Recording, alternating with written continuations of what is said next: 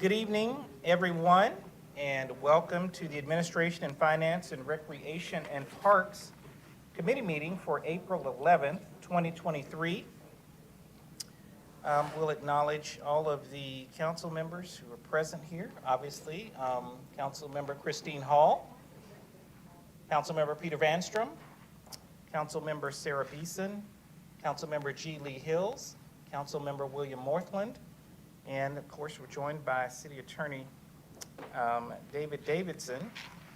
I also do want to make a very special introduction this evening of Richard Reinhardt, who is here, who is our new Chief Operating Officer for the City of Roswell. We certainly appreciate him and everything that he will bring in terms of skill, experience, knowledge to the city.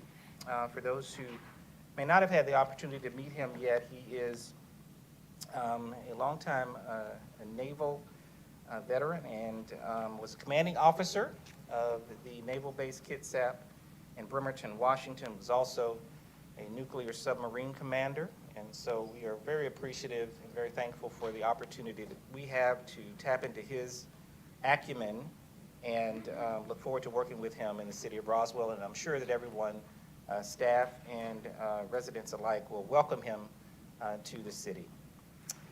Also acknowledge Council Member Michael Palermo, present as well. The purpose of committee meetings are for the city departments to convey information to the mayor and city council and discuss initiatives listed on the published agenda, as well as provide updates to mayor and council of vital information essential for the operation of city government. And by ordinance, the committee consists of the mayor and council and the city administrator, and for the purposes of committee meetings, the city administrator serves as the chair of meetings. This is a public meeting, but not a public hearing, and therefore while the public is certainly invited to attend, we do not take public comments or questions during committee meetings unless specifically authorized by the mayor and council. Public comments or questions are received at the regular city council meetings on the second and fourth Monday of each month at 7 o'clock p.m. and city council meetings, and then on the fifth Monday of each month on open forum. We do encourage citizens to engage our online platforms, and if you have any questions or need information from the staff, we're available to provide that information to you. We also encourage everyone to download the City of Roswell app and or use the city web service portal to report any issues or concerns. The first item on the agenda for the evening is the approval of the minutes for the the Administration and Finance and Recreation and Parks Committee meeting of March 14th, 2023. Do we have a motion? Motion to approve by Councilmember Hills, second by Councilmember Morthland. Any further discussion? Seeing none, all in favor?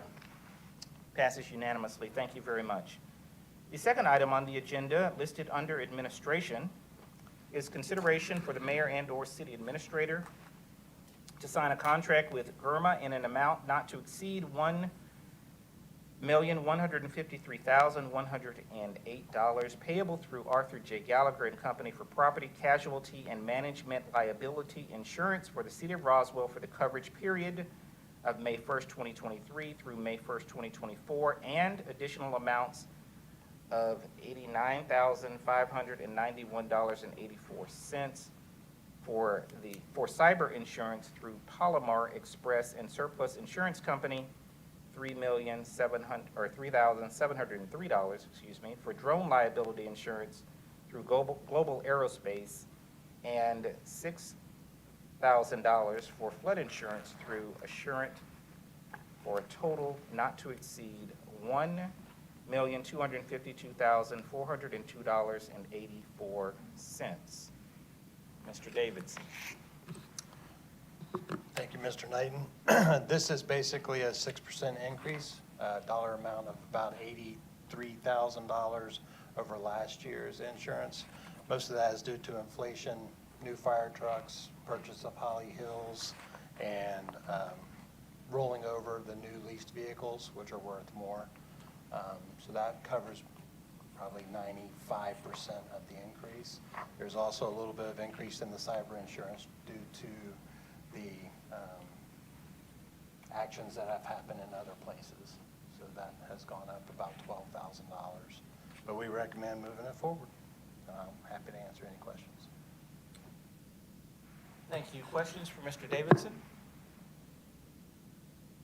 Seeing none, we'll entertain a motion. Motion to approve. Motion by Councilmember Hills, Second. second by Councilmember Hall. Any further discussion? Seeing none, all in favor? All right, passes unanimously. Thank you. The next item we have under Finance, item number 3, consideration of a budget amendment within the Recreation Participation Fund in the amount of $1 million. Mr. Luckett and Mr. Leatherman. Yes, good evening, everyone. This is a request for a budget amendment within our Recreation Participation Fund. So this is the fund that we use to account for all the revenues and expenses associated with our recreation programs and expenses. So we are estimating that revenues will come in higher this year than originally budgeted, and that's primarily due to increased program participation, increased program fees. And so we're requesting a budget amendment of approximately $1 million to recognize that additional revenue and to cover the increased expenses that go along with increased program participation.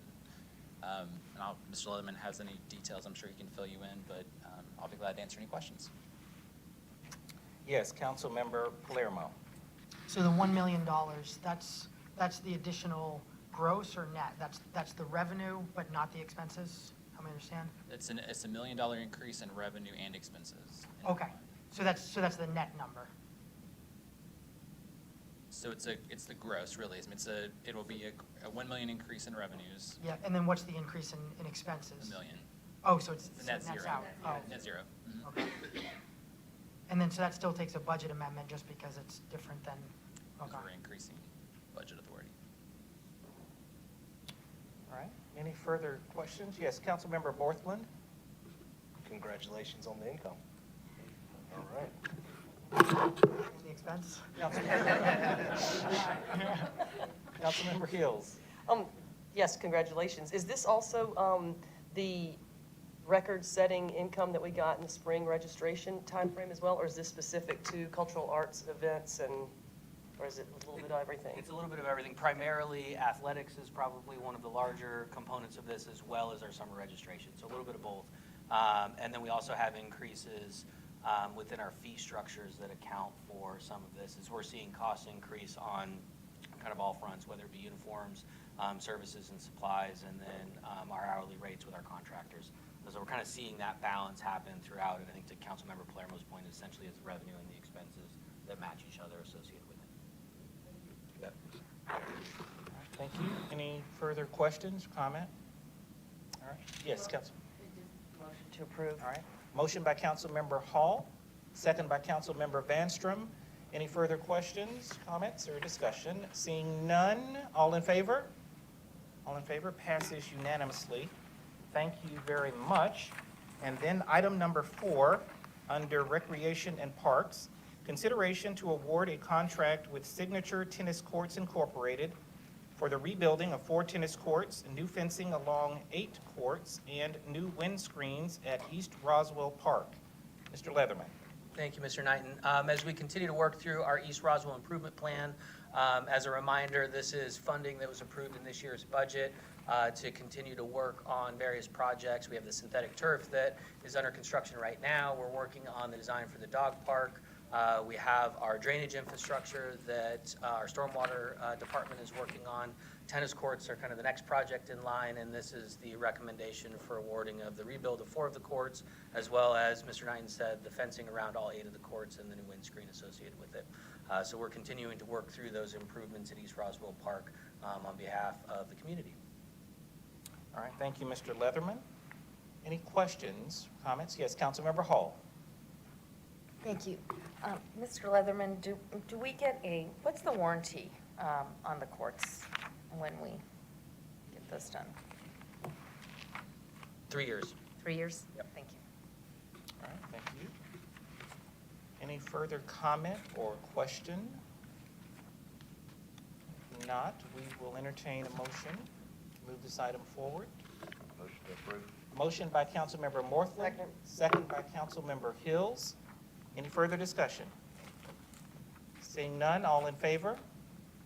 All right, passes unanimously. Thank you very much. And then we have item number 5, consideration of a landmark museum building designation application for Mimosa Hall. Mr. Malone? Yes, good evening. Thank you.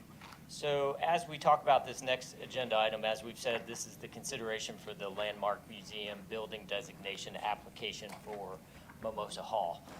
Currently, that structure in 2021, we received the certificate of occupancy under the assembly classification, which allows for occupancy on the first floor. Mayor and council has been involved in the conversations regarding the potential renovations for the second floor and the occupancy that comes along with that. So what the staff is proposing is that we would like to make the application for this landmark museum designation, which is actually a two-step process. The city of Roswell has the Unified Development Code 13718, which provides for this landmark museum classification. It requires that there are certain standards that be met.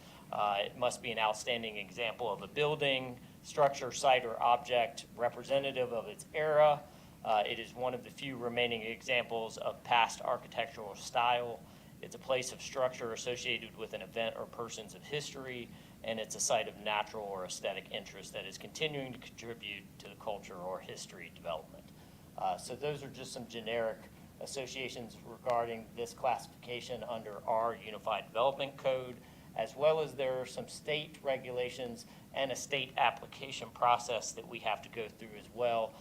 The state classification and ultimate designation requires that it exhibits a high degree of significance and architectural integrity and is open to the public not less than 12 days per year and is so designated by the State Historic Preservation Office. So the purpose of this whole process and why we're going through this is to assist in the renovation process, which provides for some flexibility as it's relating to fire, safety, and code compliance. That ultimately is why we've sought to go after this classification, and in our minds, it would help to move us forward more efficiently through the process and renovation and occupancy of the second floor.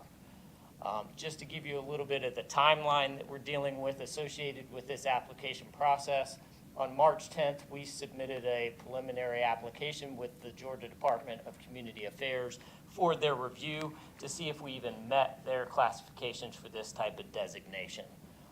Tonight, obviously, we're coming before you for the discussion and for this approval, which means tomorrow we would go forward with the Historic Preservation Committee review and recommendation.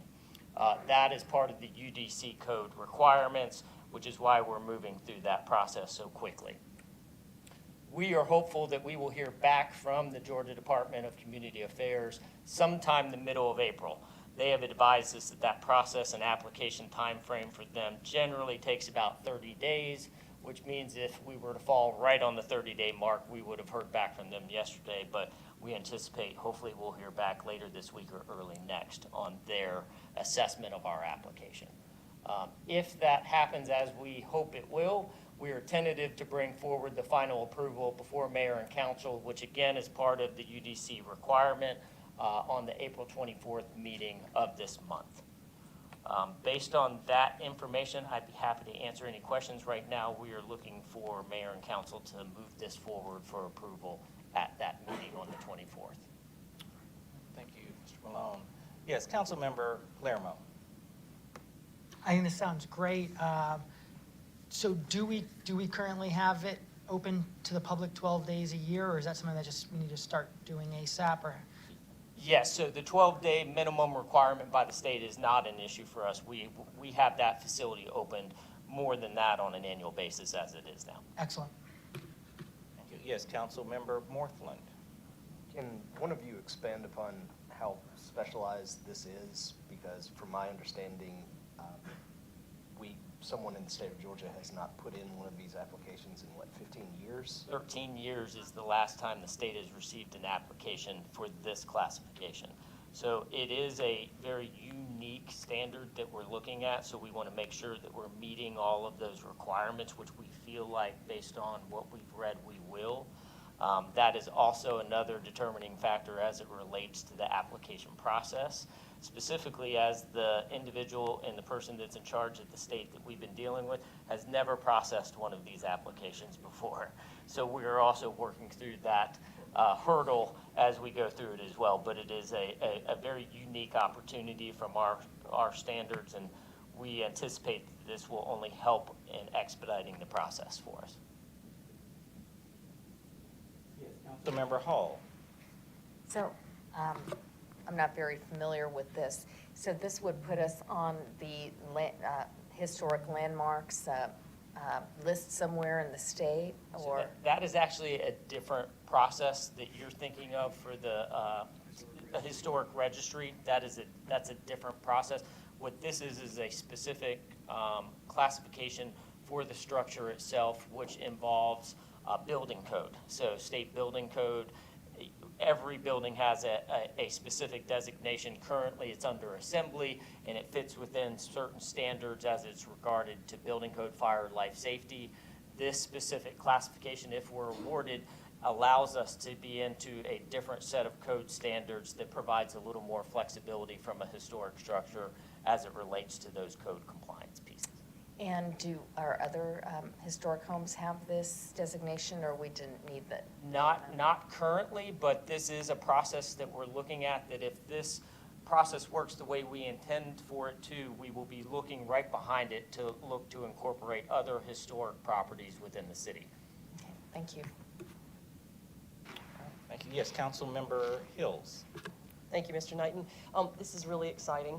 I know that there are quite a few groups in the city of Roswell that are chomping at the bit to use the second floor, including and starting with the Friends of Mimosa and the Roswell Music Club. So that's big news, and I'm loving that we found an easier way to, I know it's a lot of work to get this done, but an easier way to go through the CO and then maintain a lot of the integrity of the building. For those listening and those here, I would encourage you to go visit Mimosa on the 22nd of this month, the before. It's free, 10 to 5, or 10 to 4, I believe, so you can see all of our historic assets. But go check it out and then come back after we've done the renovation, and hopefully we'll be rolling with a historic assets master plan soon, maybe this summer, later this fall, we'll have something to reveal. So thank you for all your hard work. Thank you. All right. Any further questions or comments? All right, seeing none, we'll entertain a motion on this item. Motion to approve by Councilmember Morthland, second by Councilmember Hills. Any further discussion? Seeing none, all in favor? Passes unanimously. This concludes this committee meeting, and we'll ask for an adjournment. Motion for adjournment? Motion for adjournment? Motion by Councilmember Vanstrom, second by Councilmember Hills. All in favor? All right, passes unanimously. All right, we will briefly transition to our next committee meeting. We will transition to our next committee meeting.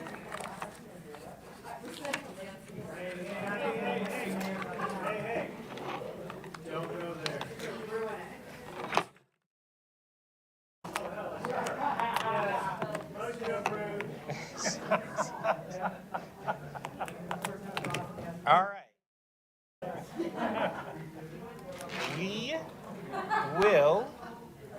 We will move forward. Are we ready? We're good? All right. If we can have everyone's attention, we'll move into our second committee meeting for this evening. Good afternoon and welcome to the Public Safety and Public Works Committee meeting for April 11th, 2023.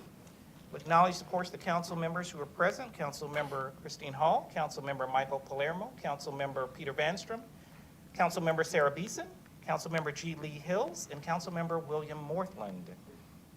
The purpose of committee meetings, again for the record, are for the city departments to convey information to mayor and council and discuss initiatives listed on the published agenda.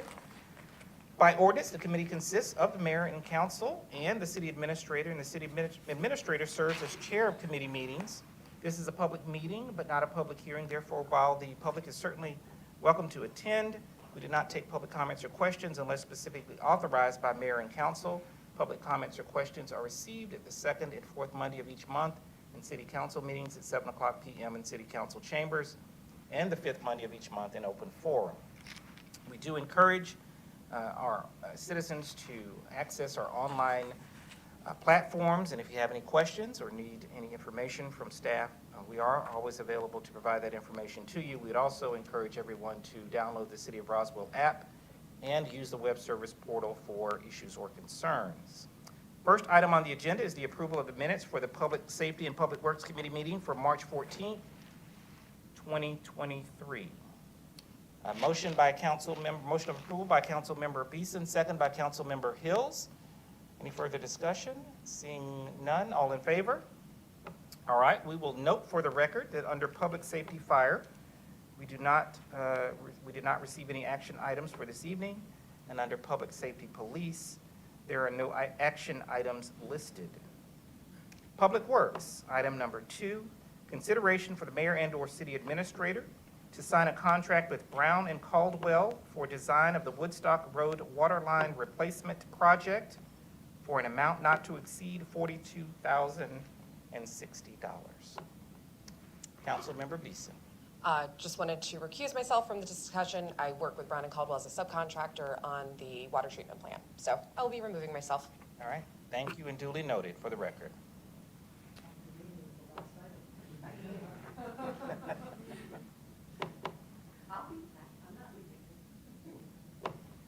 All right, item number 2, Ms. Izo. Thank you. This is a request to sign a contract for the design of the Woodstock Road Waterline Replacement Project. This is a project that has been on our CIP list for a number of years. It would extend from Fowler Avenue to Allenbrook Lane. It's a replacement of a 6-inch water line with a 10-inch water line.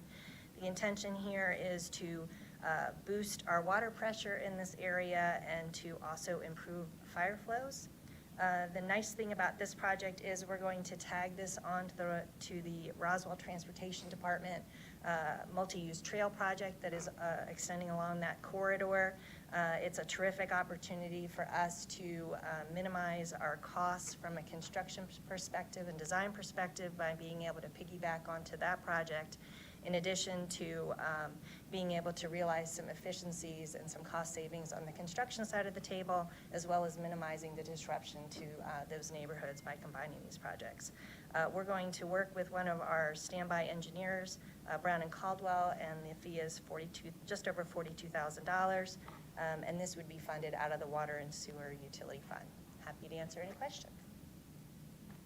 All right, thank you. Councilmember Palermo. I just want to give staff credit to Mrs. Izo, as well as working with Mr. Littlefield and under Mr. Knighton's leadership of really the different departments coordinating together, because I'll tell you, years ago, we certainly saw where this was not the case. We certainly saw a situation on Pine Grove where there could have and should have been some coordination.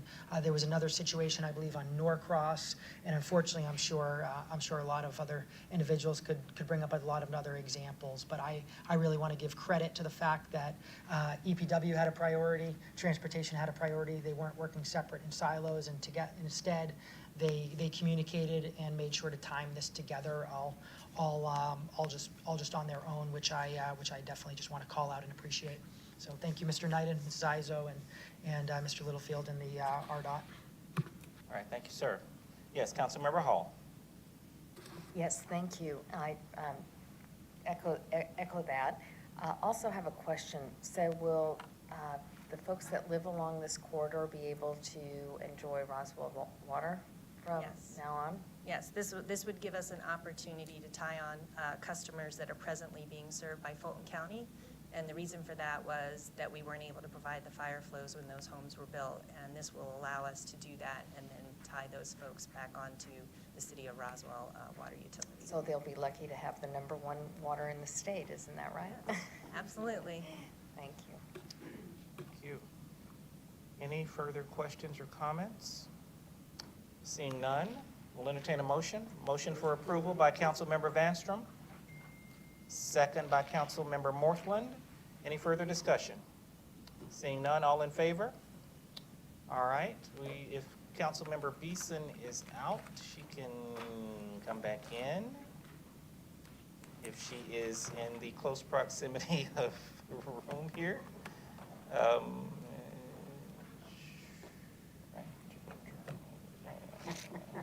trying to All right, and now we are at the point of adjournment. That concludes this committee meeting for this evening. We'll entertain a motion of adjournment. Motion by Councilmember Beeson, second by Councilmember Hills. All in favor? All right, passes unanimously. Thank you very much, and everyone have a wonderful evening.